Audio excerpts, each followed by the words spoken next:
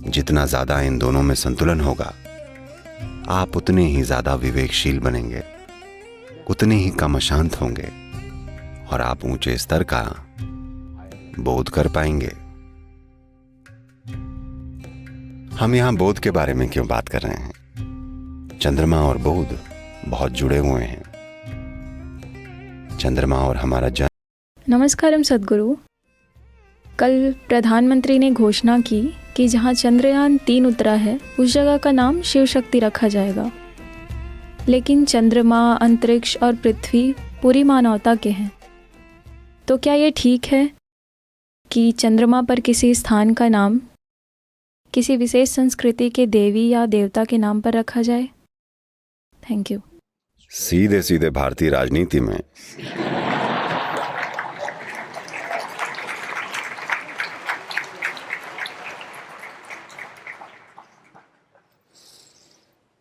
Apollo, Luna, Saturn, Mercury, Neptune, Venus. ये सब क्या है?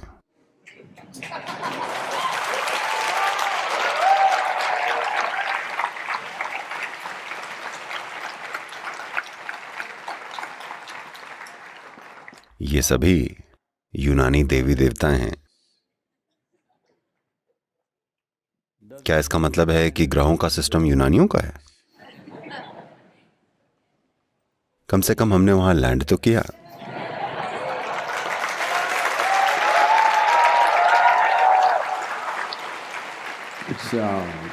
तो मैं बड़ा प्रभावित हूं कि आजकल राजनीतिक नेतृत्व में इस तरह का ज्ञान संभव है।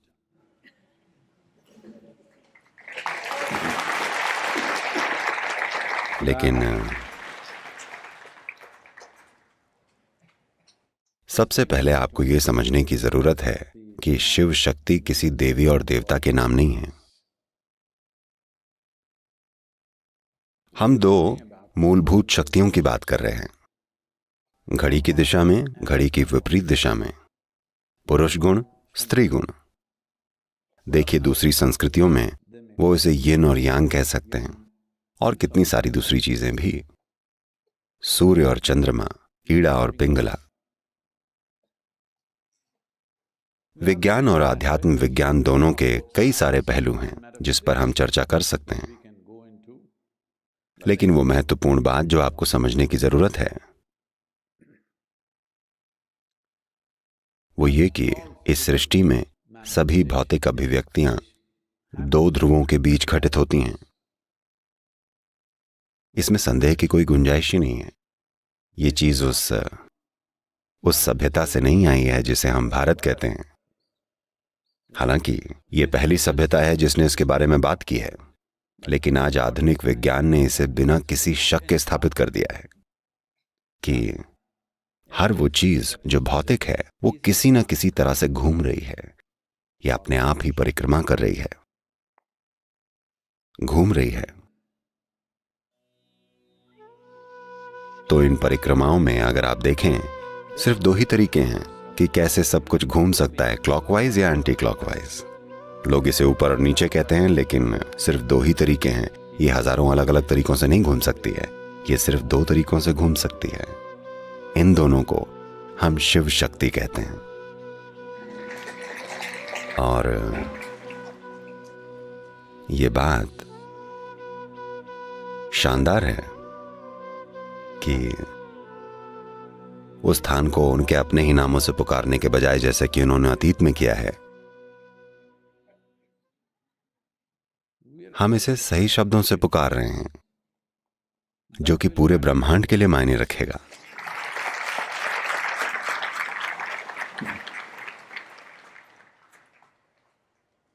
Understanding this and experiencing this within ourselves is the fundamental aspect of yoga. Ida Pingala, Hatha. इसे समझना और इसे अपने भीतर अनुभव करना ही योग का बुनियादी पहलू है। ईड़ा पिंगला, ह ठ। ये महत्वपूर्ण है कि आधुनिक विज्ञान की बदौलत दुनिया भर में इंसान की समझ अब दुनिया के इस हिस्से की सभ्यता के गहराई से स्थापित पहलुओं को पहचान रही है। आधुनिक विज्ञान धीरे धीरे टुकड़ों टुकड़ों में, छोटे छोटे टुकड़ों में एक एक करके धीरे धीरे इसके हर उस पहलू को प्रामाणिकता दे रहा है जो हजारों साल पहले बता दिया गया था। ये चीजें कई शताब्दियों पहले स्थापित कर दी गई थीं। अगर आपको यह ना पता हो तो करीब 2700 से 3000 साल पहले ही इस सभ्यता में इस ग्रह के अध्ययन को कहा जाता था भूगोल, जिसका मतलब है एक गोल ग्रह। जब दुनिया में हर कोई बहस कर रहा था कि ये चपटी है या गोल, यहां यह अच्छे से स्थापित था। ऐसी प्राचीन आकृतियां और तस्वीरें हैं जहां यह दिखाया गया है कि पृथ्वी ग्रह एक गोल गेंद यानी ग्लोब कछुए की पीठ पर रखा है और सूरज के चारों ओर घूम रहा है, जहां बाकी की दुनिया के शास्त्र, दुनिया के धर्म, दुनिया की संस्कृतियां और दुनिया की अज्ञानता ये कहती जा रही थीं कि पृथ्वी ब्रह्मांड का केंद्र है। यहां बहुत स्पष्ट रूप से हमने दर्शाया है कि पृथ्वी सूर्य के चारों ओर घूम रही है। और कछुए की पीठ क्यों? क्योंकि कछुआ अपने आप अपनी गति नहीं बढ़ा सकता, यह एक नियमित गति से चल रहा है। इसलिए ग्रह तेज या धीमा नहीं हो रहा है, यह एक नियमित गति से चल रहा है। इसीलिए हमारा जीवन संतुलित है। मैं आपको ऐसी बहुत सारी चीजें बता सकता हूं, लेकिन हम इसे यहीं छोड़ते हैं। लेकिन यह वाकई अद्भुत है कि चंद्रमा पर एक जगह है। हम उस जगह को देख नहीं सकते, यह दक्षिणी छोर पर है। चंद्रमा पर एक स्थान है जो शिव शक्ति है। तो अब क्योंकि मैंने अपने हाथों को जोड़ा है और सदगुरु शिव और शक्ति को प्रणाम कर रहे हैं, क्या वो लिंग भैरवी है? मैं अस्तित्व की सच्चाई के सामने नतमस्तक हूं, क्योंकि यही वो कमबख्त चीज है जो हमारे जीवन में मायने रखती है। इसकी सच्चाई क्या है? हर चीज की सच्चाई क्या है? सिर्फ यही तो मायने रखता है। वो सब कुछ जो आप अपने दिमाग में बनाते हैं उसका कोई मतलब नहीं है। वो आपके साथ ही मर जाता है या ये आपको मार डालता है। अगर आपने अपनी अज्ञानता को जल्दी ही नहीं मारा तो ये आपको कई तरीकों से मारती है, या कम से कम ये आपके साथ मर जाती है। जो सत्य है वो जीवित रहता है, चाहे हम मौजूद हों या हम मौजूद ना हों। तो जिसे हम शिव शक्ति कहते हैं, हम लोग इसे ए भी बुलाएं। हम धर्मनिरपेक्ष बनकर इसे ए भी क्यों नहीं बुला सकते? आप चाहें तो बुला सकते हैं। हेलो, अगर आप चाहें तो आप इसे ए भी कह सकते हैं, अगर यही आपकी पसंद है। लेकिन मानव जीवन केवल तथ्यात्मक सत्य पर नहीं चल सकता है। मानव जीवन को कलात्मक समझ की जरूरत है। हेलो, केवल तथ्यात्मक सच्चाई पर आप होते कौन हैं? आप किस लायक हैं? मैं पूछ रहा हूं। ये कलात्मक समझ है कि आप कैसे बैठते हैं, कैसा महसूस करते हैं, कैसे बोलते हैं, आप क्या करते हैं। ये आपकी कलात्मक समझ है जो मायने रखती है। आपकी सच्चाई क्या है? आप बस एक अदना सा जीवन है जो उगता है और नष्ट हो जाता है। यही इकलौती जीवन की सच्चाई है। आप जो कई सारी चीजें हैं उसकी कलात्मकता यही छोटी छोटी चीजें हैं जो मायने रखती हैं। तो आप इसे ए भी कह सकते हैं। तब कोई पूछेगा इंग्लिश भाषा में क्यों? हम इसे आ क्यों नहीं बुला सकते? मैं कह रहा हूं ये एक मूर्खतापूर्ण तर्क है, लेकिन राजनीतिक रूप से इसमें दम है। तो मुझे आश्चर्य है कि ये चीज कहां से निकल कर आ गई। तो शिव शक्ति जितनी गहरी आपकी शिव शक्ति को लेकर समझ होगी, उतना ही गहरा शिव शक्ति के साथ आपका सामंजस्य भी होगा। आप शिव शक्ति के साथ जितने ज्यादा तालमेल में होंगे, आपके शरीर की ये दो आवर्तन यानी क्लॉकवाइज और एंटी क्लॉकवाइज यानी सिस्टम के अंदर के ईड़ा पिंगला, जितना ज्यादा इन दोनों में संतुलन होगा आप उतने ही ज्यादा विवेकशील बनेंगे, उतने ही कम अशांत होंगे और आप ऊंचे स्तर का बोध कर पाएंगे। हम यहां बोध के बारे में क्यों बात कर रहे हैं? चंद्रमा और बोध बहुत जुड़े हुए हैं। चंद्रमा और हमारा जन्म बहुत जुड़ा हुआ है। शिव को या आदि योगी को क्यों चंद्रमा के साथ दिखाया गया है? वे सोमशेखर क्यों हैं? और कमाल की बात है कि इसरो के अध्यक्ष सोमनाथ हैं।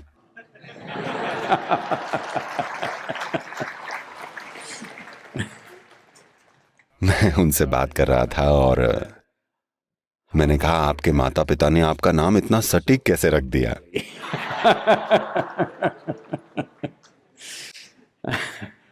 और उन्होंने कहा, सतगुरु ये तो भगवान शिव का नाम है, ये मैं नहीं हूं। ये होती है विनम्रता। ज्ञान के साथ लोग अभिमानी हो जाते हैं, लेकिन ये उन लोगों का एक ग्रुप है जिनसे मैं पिछले कुछ समय से बातचीत करता आ रहा हूं। अगर आपको सच में एक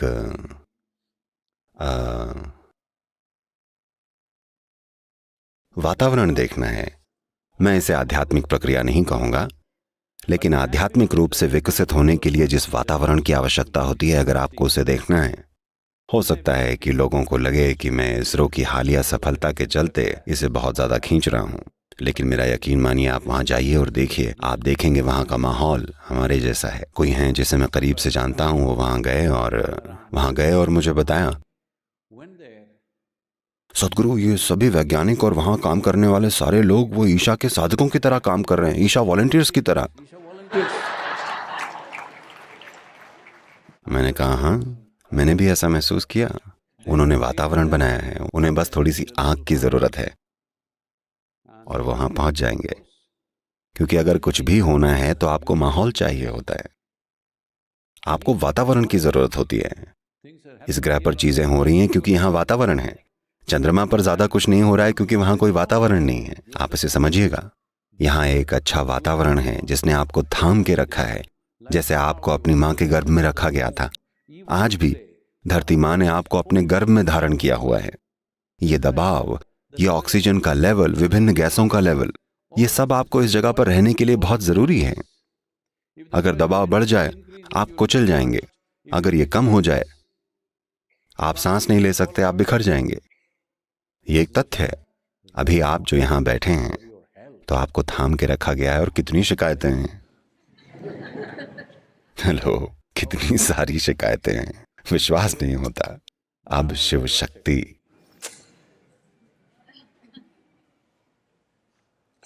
ये बहुत महत्वपूर्ण है क्योंकि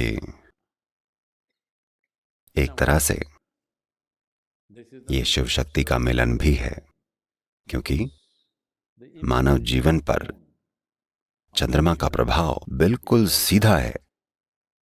अगर आप चक्रों को देखें, शारीरिक या जैविक चक्रों को देखें जो हमारी माताओं के शरीर में हो रहे हैं, हम सिर्फ उन्हीं चक्रों की वजह से पैदा हुए हैं और किसी वजह से नहीं। हेलो, सिर्फ इसी वजह से। और ये 27.3 या 4 दिन जिनमें चंद्रमा अपना एक चक्र पूरा करता है, और ये मानव शरीर विज्ञान एक ही गति से चलते हैं। यही कारण है कि आदि योगी ने बहुत पहले कहा था कि मनुष्य शारीरिक रूप से क्रमिक विकास के शिखर पर पहुंच गया है। यहां से आगे वो शारीरिक रूप से विकास नहीं कर सकते, वो केवल चेतना के स्तर पर विकसित हो सकते हैं, वो शारीरिक रूप से विकसित नहीं हो सकते। यानी कि आपके सींग नहीं उगने वाले, या आपको वो सब नहीं मिलेगा जो आप सोच रहे हैं कि आपको मिलना चाहिए, आपको वो नहीं मिलेगा, क्योंकि जैविक विकास इस ग्रह पर अपने चरम पर आ गया है। लेकिन अगर आप दूसरे ग्रह पर जाकर रहें तो हमें नहीं पता है शरीर का क्या होगा। ये बढ़ सकता है, ये कम हो सकता है, कुछ भी हो सकता है, या ये वहां जीवित रहने के लायक ही ना हो, हम नहीं जानते। लेकिन ये शरीर इस ग्रह पर पैदा हुआ था और यहीं की सामग्री से पैदा हुआ था। जब हम सामग्री कहते हैं तो ये सिर्फ पृथ्वी नहीं है, भाप, पानी, गैसें, सब कुछ इसमें शामिल है। इसको बनाने में ये सब कुछ शामिल है। तो इस ग्रह पर ये शिखर पर पहुंच गया है। तो कई मायनों में चंद्रमा यही दर्शाता है। यही कारण है कि वो सोमशेखर हैं या सोमनाथ हैं। और बोध के मामले में और विकास के शिखर पर पहुंचने के मामले में ये एक महत्वपूर्ण पहचान है। और उस स्थान पर या स्पॉट पर जहां ये लूनर या चंद्रयान 3 उतरा है, वो शिव शक्ति है। मुझे लगता है कि ये बहुत ही गहरी समझ की बात है। और मैं एक बार फिर ये कहना चाहूंगा, ये असाधारण है कि राजनीतिक नेतृत्व जागरूकता के इस स्तर पर ऊंचा उठ रहा है।